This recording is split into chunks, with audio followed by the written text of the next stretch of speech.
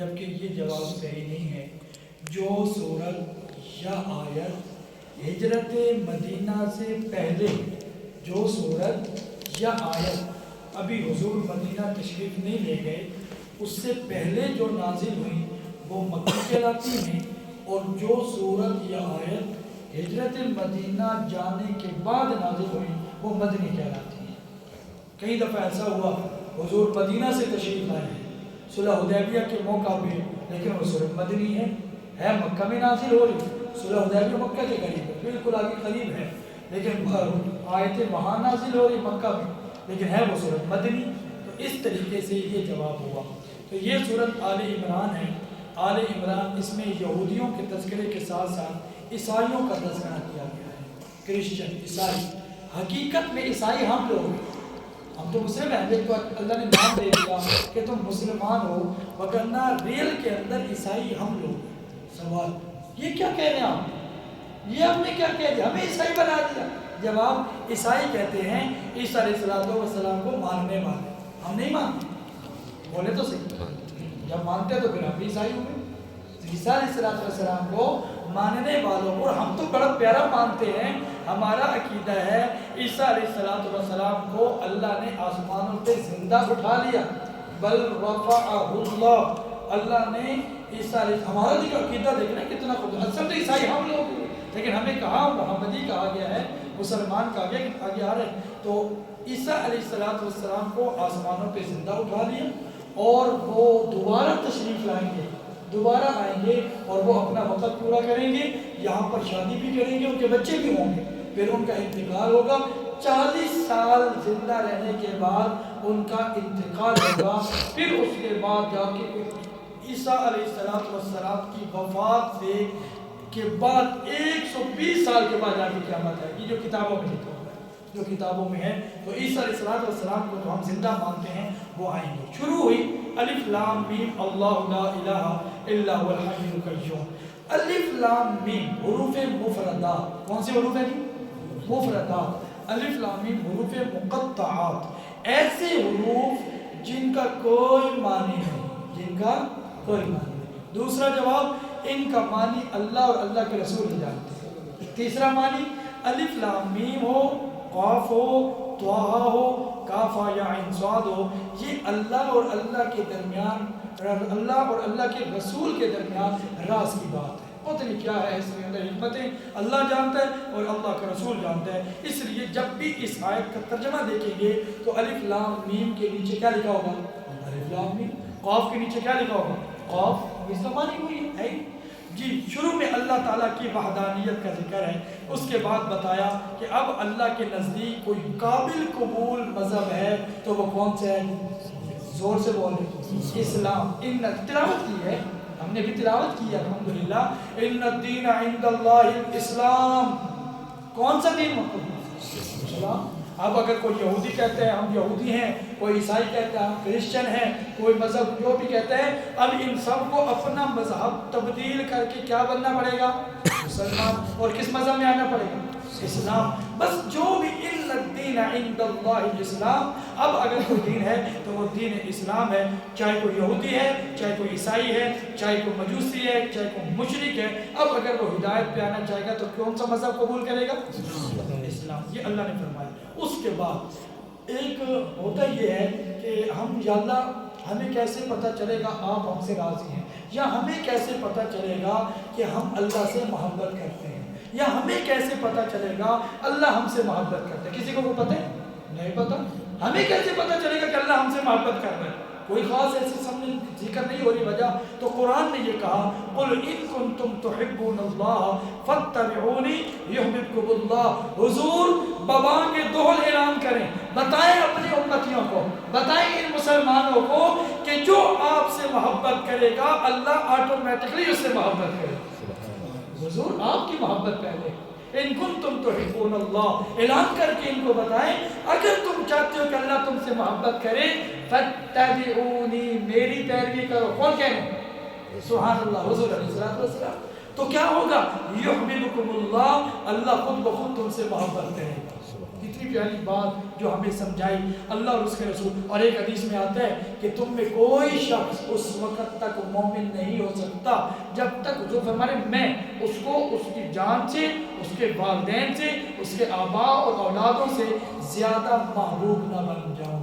ایک صحابی ہے، یا رسول اللہ صلی اللہ علیہ وسلم سب کچھ آپ پہ قربان کرنے کو تیار ہے، جان نہیں قربان کر سکتے۔ حضور جان بڑی مشکل ہے، وہ نہیں کر سکتے، وہ موقع ہے، مشکل کام ہے۔ تو اس موقع پہ حضور نے فرمایا او اللہ کے ولیوں، پہلے تو جان چاہیے، بعد میں ساری چیزیں چاہیے۔ پھر فرمایا لا یؤمن احدکم حتی اکون احب الیہ من والدی وولدی والناس اجمعین، تم میں کوئی شخص اس وقت تک مومن نہیں ہو سکتا جب تک میں اسے اس کے والدین، اس کے اولاد اور تمام مسلمانوں سے زیادہ محبوب نہ ہو جاؤں۔ پہلے میں ہوں، بعد میں ساری چیزیں ہیں۔ اس کے بعد حضرت عمران کون تھے؟ حضرت عمران یہ حضرت مریم علیہ السلام کے والد تھے۔ کون تھے جی؟ حضرت مریم علیہ السلام کے والد۔ مزے کی بات یہ بیت المقدس مسجد کے امام تھے، امام۔ ان کی اہلیہ کا نام حنا تھا، حنا۔ گویا کہ مریم علیہ السلام کی جو والدہ تھی ان کا نام حنا اور باپ کا نام عمران۔ تو آل کہتے ہیں اولاد کو، اولاد۔ تو پوری صورت کا نام کیا رکھ دیا گیا؟ آل عمران۔ کیا مطلب؟ عمران کی اولاد۔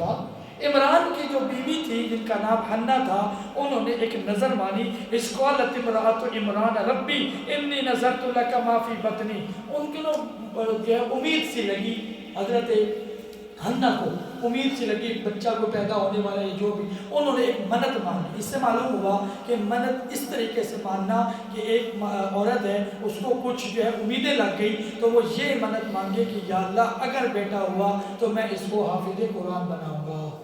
منت ہے، نظر ہے، کر سکتے ہیں۔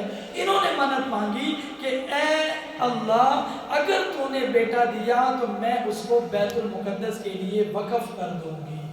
یہ منت مانگی، اللہ کا کرنا ایسا ہوا، وہ بیٹا تو نہ ہوا، وہ بیٹی ہو گئی، بیٹی ہو گئی۔ اب انہوں نے کہا کہ یا اللہ میں نے تو منت مانگی تھی کہ بیٹا ہوگا تو اس کو کیا کریں گے؟ بیت المقدس کے لیے وقف۔ اب یہ تو بیٹی ہو گئی ہے تو بیٹی کو تو ہم بیت المقدس کے لیے وقف نہیں کر سکتے۔ جواب آیا اے حنا یہ کوئی عام نہیں، یہ بیٹی کئی مردوں سے بہتر ہے۔ اس کا کیا نام رکھا؟ مریم۔ سمیتھا مریم۔ اللہ فرماتے ہیں میں نے نام رکھا، میں نے اس کا نام مریم رکھا ہے۔ اس کے یعنی یہ اللہ تعالیٰ نے اس کا ذکر فرمایا۔ حضرت زکریا علیہ السلام کی عمر 100 سال تھی اور ان کی اہلیہ کی عمر 90 سال تھی۔ یہ بانج کی علامت ہے، بانج پتہ کہ جس کا اولاد نہ ہوئے۔ یہ قدرت کا نظام ہے، میرے اور آپ کی جہاں عقلیں ختم ہو جائے قدرت کا نظام وہاں سے شروع ہوتا ہے۔ سبحان اللہ۔ یعنی اب ایک ظاہراً چیز ہے، کیا ہے کہ ایک 90 سال کی بڑھیا سے بچہ ہو سکتا ہے؟ ابھی بتائیں، وہ بانج ہو گئی، اس کا معاملہ ہی ختم ہو گیا، لیکن اللہ فرماتے ہیں نہیں، یہ تمہارا دماغ کہہ رہا نہیں ہو سکتا، جبکہ میں اس سے کر کے دکھاؤں گا۔ وہ کیا ہوا؟ حضرت زکریا علیہ السلام نے بڑھاپے کے اندر دعا مانگی، یا اللہ مجھے میرا کچھ وارث دے دے جو میرے مرنے کے بعد، میرے جانے کے بعد میری وراثت کو قابو کرے، وہ سنبھالے۔ تو اللہ تعالیٰ نے ان کی دعا قبول فرمائی اور ساتھ ہی فرما دیا کہ ہم تمہیں یحییٰ دیں گے۔ کیا دیں گے؟ یہ بات ابراہیم علیہ جو ہے وہ زکریا علیہ السلام نے اپنی بیوی سے کی تو انہوں نے کہا کیا بات کرتے ہیں، 90 سال میری عمر، ٹھیک ہے، وقت بلغنی الکبر، میں بڑھاپے کو پہنچ گئی ہوں اور میری عمر اب کہاں سے بچہ پیدا ہوگا؟ کہا کذالک یفعل ما یشاء، وہی اللہ ایسے ہی بچے پیدا کرتے ہیں، اللہ جو چاہتا ہے کر دیتا ہے۔ قال کذالک اللہ یفعل ما یشاء، اللہ نے بس کہہ دیا اب بچہ ہوگا۔ چنانچہ اللہ تعالیٰ نے بڑھاپے کے اندر بچہ پیدا کر کے بتا دیا کہ اللہ تعالیٰ کسی چیز کے محتاج نہیں ہے۔ اس کے بعد حضرت مریم علیہ السلام بڑی ہو گئی۔ جب بڑی ہوئی، بہت آگے ان کا لمبا واقعہ لیکن مختصر اتنا ہے، قالت ربی انا یکون لی ولد ولم یمسسنی بشر۔ حضرت مریم علیہ السلام وہ جب بڑی ہو گئی، عورت ہو گئی، ابھی تو وہ پیدا ہوئی پیچھے، پھر بعد میں جب وہ بڑی ہو گئی انہوں نے وقت گزارا، تو گزارنے کے بعد اللہ تعالیٰ نے جبرائیل امین کے ذریعے پیغام بھیجا کہ ابھی آپ کی یعنی ہم آپ کو ایک بچہ دیں گے اور آپ کے پیٹ میں بچہ ہوگا۔ انہوں نے کہا کہ یا اللہ ولم یمسسنی بشر، بچہ کب ہوتا ہے؟ جب میاں بیوی کا کیا ہو؟ ملاپ ہو، اب بستری ہو، اس کے بعد بچہ پیدا ہوتا۔ ولم یمسسنی بشر، مجھے تو کسی نے چھوا تک نہیں، بچہ کہاں سے آئے گا؟ قالت تو کہنے اللہ تو جو ہے وہ تو اللہ تعالیٰ نے فرمایا کہ دیکھو اگر ہم آدم علیہ السلام کو بغیر ماں باپ کے پیدا کر سکتے ہیں تو عیسیٰ علیہ السلام کا باپ ہی نہیں ہے نا، تو اور کیا، ماں تو ہے نا۔ ہم آدم کو بغیر باپ کے پیدا کر سکتے ہیں تو عیسیٰ علیہ السلام کے لیے باپ کا ہونا کوئی ضروری نہیں، یہ اللہ تعالیٰ کی قدرت کی نشانی ہے۔ چنانچہ ایسے ہی ہوا، ان کو جو ہے وہ بھوک ماری تو اللہ تعالیٰ نے حضرت عیسیٰ علیہ السلام کو مبعوث فرمایا۔ حضرت عیسیٰ علیہ السلام کو اللہ نے نبوت بھی عطا فرمائی، ایسے ایسے معجزات عطا فرمائے جو پہلے نبیوں کو نہیں ملے۔ ان میں ایک جو سب سے بڑا معجزہ مرے ہوئے آدمی کو زندہ کر دینا، بہت بڑا معجزہ ہے جناب، بہت بڑا معجزہ ہے۔ ایک آدمی کو زندہ کیا نا، ایک آدمی کو زندہ کیا تو لوگوں نے کہا یہ نہیں، یہ تو ابھی چند دن قبل اس کا انتقال ہوا ہے، کوئی پرانا بندہ اٹھائیں، پتہ تو چلے نا معجزے کا، وہ پرانا۔ چنانچہ کتابوں میں موجود ہے عیسیٰ علیہ السلام نے ایک قبر کی طرف اشارہ کیا اور کہا اللہ کے حکم سے، یاد رکھیں جملہ، اللہ کے حکم سے۔ نبی کا کمال نہیں، کمال کس کا ہے؟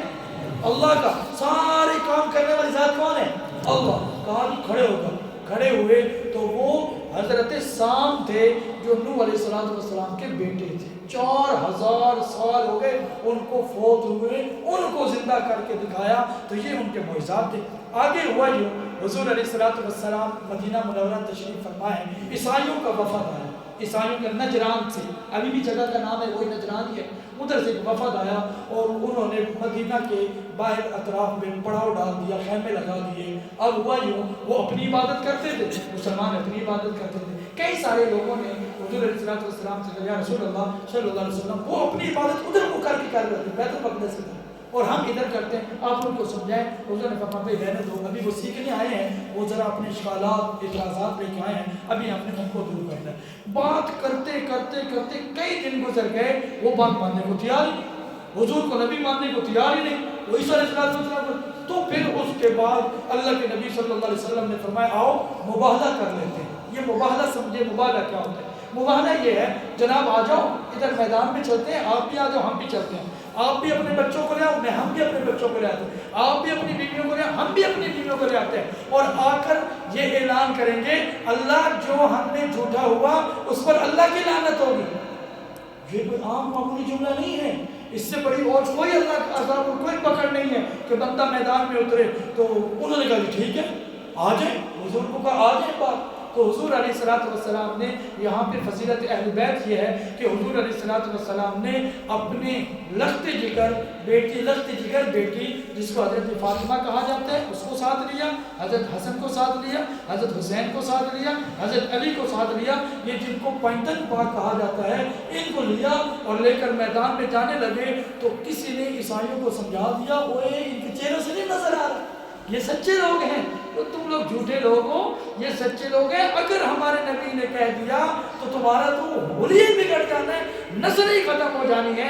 تو وہ لوگ بھاگ گئے، انہوں نے مباہلہ نہیں کیا۔ اس کو فرمایا قل یا اہل الکتاب، اے اہل کتاب آ جاؤ ہم مباہلہ کر لیتے ہیں۔ پھر اس کے بعد اللہ تعالیٰ نے فرمایا حضور ان اہل کتاب سے پوچھیں کلمۃ سواء بیننا و بینکم، ایک کلمہ وہ ہے جو ہم میں اور تمہارے درمیان برابر ہے، ایک کلمہ وہ کیا ہے؟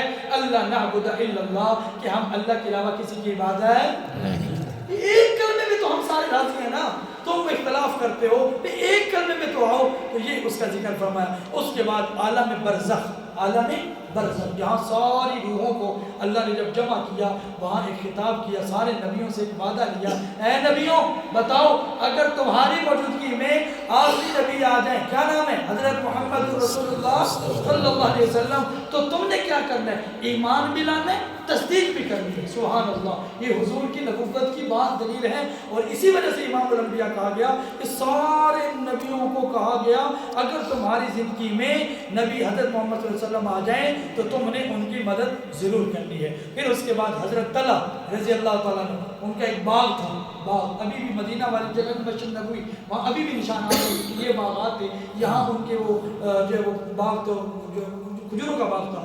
تو انہوں نے اللہ کے راستے میں کچھ چیزیں خرچ کی یا کچھ اللہ کے راستے میں دیا اور جو ٹھیک تھی ان کو اپنے پاس رکھ لیا. تو اللہ تعالیٰ نے یہ چوتھے پارہ ہم نے شروع کیا لن تنالوا البر حتی تنفقوا مما تحبون. فرمایا اللہ اس نیکی کو جلدی قبول کر لیتے ہیں جو نیکی جو چیز تمہارے پاس سب سے زیادہ پسندیدہ ہے، یعنی جو تمہارے پاس پسندیدہ چیز ہے وہ اللہ کے راستے میں خرچ کرو. تو حضرت طلحہ نے یہ آیت نازل ہوئی جو تلاوت کی لن تنالوا البر حتی تنفقوا مما تحبون. جب یہ آیت نازل ہوئی حضور علیہ السلام نے یوں پڑھ کے سنائی. حضرت طلحہ کھڑے ہوئے، فرمایا حضور اتنی بڑی اعزاز کی بات، میرا تذکرہ، لہذا میں نے یہ باغ اللہ کے لیے وقف کر دیا مسلمانوں. تو یہ اور وہ کہا کرتے تھے کہ مجھے اپنے سب سے زیادہ پسندیدہ چیزوں میں مجھے یہ باغ لگتا ہے. اس کے بعد فرمایا کنتم خیر امت، بھائی تم بہترین امت ہو. یہ جو سامنے بیٹھا نا جی، تم بہترین امت ہو. تم کیوں بہترین ہے؟ ہمارے پاس پیسے نہیں بھائی، ہمارے پاس مال و دولت ہے نہیں بھائی، کوٹھی ہے نہیں بھائی، وہ بزنس ہے نہیں، کیا ہماری دو آنکھیں ہیں اس لیے بھائی؟ نہیں. تم بہترین امت اس لیے ہو کہ تم لوگوں کو نیکی کا حکم کرتے ہو اور لوگوں کو برائی سے منع کرتے ہو. آپ کے کہنے پہ یہ حدیث یاد رکھیں، حدیث میں آتا ہے امر بالمعروف اور نہی عن المنکر کرتے رہو کرتے رہو. نماز کا وقت ہے، آ جاؤ بھائی آ جاؤ نماز کے لیے آ جاؤ. ملازم بھی نماز پڑھے، گلی والا بھی نماز پڑھے، میرا دوست بھی نماز پڑھے. فون کر کے مسجد میں بلاؤ، دوستوں کو بلاؤ. میرے کہنے پہ دعوت میں سارے آ جاتے ہیں، نماز پہ کیوں نہیں آتے؟ تو اگر آپ لوگ امر بالمعروف اور نہی عن المنکر چھوڑ دو گے تو پھر یاد رکھنا تم دعائیں کرتے رہو گے، اللہ تمہاری دعائیں بھی نہیں سنے گا. تو بہتر آدمی امر بالمعروف اور نہی عن المنکر. غزوہ بدر میں مسلمان جیت گئے، احد میں مسلمانوں کو ظاہراً شکست ہوئی تو مسلمان بڑے گھبرائے ہوئے. تو اللہ تعالیٰ نے تسلی دی، اور بھائی کوئی ایسی بات نہیں، بدر میں تم جیت گئے تھے اور یہ جیت گئے. کبھی یہ حالات آتے رہتے ہیں، کبھی غمی کبھی خوشی، خوشی کے بعد غمی، غمی کے بعد خوشی. یمسسکم قرح فقد مس القوم قرح مثلہ. بھائی ان کو بھی تو تکلیفیں پہنچی ہے نا. بدر میں 1000 بندہ تھا، 70 مر گیا، 70 گرفتار ہو گیا، تو تمہارے بھی 70 شہید ہو گئے تو کیا ہوگی؟ برابری ہوگی. لہٰذا حوصلہ رکھو، ایسی کوئی بات نہیں. اور آگے فرمایا جو لوگ اللہ کے راستے میں شہید ہو جائیں تم ان کو مردہ نہ کہو. کیوں؟ اس لیے کہ وہ زندہ ہیں، اللہ تعالیٰ ان کو رزق دیتے ہیں. کیسے دیتے ہیں وہ اللہ ہی جانتے ہیں. کچھ لوگوں نے کہا اللہ فقیر ہو گیا. اللہ کیا ہو گیا؟ فقیر ہو گیا. وہ جی اللہ قرض مانگ رہے ہیں. اللہ تعالیٰ کہتے ہیں من ذی یقرض اللہ قرضا، مجھے قرض دو، میں فقیر ہو گیا. تو بھائی ان لوگوں نے یہ بات شوشہ چھوڑی کہ بھائی اللہ فقیر ہو گیا. اور یہ بات اچھا جس نے کہی تھی بعد میں وہ منکر ہو گیا، اس نے کہا میں نے تو نہیں کی، میں نے تو یہ جملہ کہا ہی نہیں. اس پر یہ آیت نازل ہوئی لقد سمع اللہ، اللہ نے اس کی بات سن لی جس نے یہ کہا کہ ان اللہ فقیر ونحن اغنیاء، اللہ فقیر ہو گیا اور ہم مالدار. اللہ ہم سے پیسے مانگتے، اللہ ہم سے کہتا ہے صدقہ دو، اللہ ہم سے کہتا ہے قرضہ دو، لہٰذا فقیر ہو گئے. تو یہ تھا چند باتوں کا خلاصہ جو ہم نے تلاوت کی ہے. اللہ سے دعا ہے کہ صحیح معنوں میں ہمیں بقیہ زندگی قرآن سنت سمجھنے کے بعد اسی پہ گزارنے کی توفیق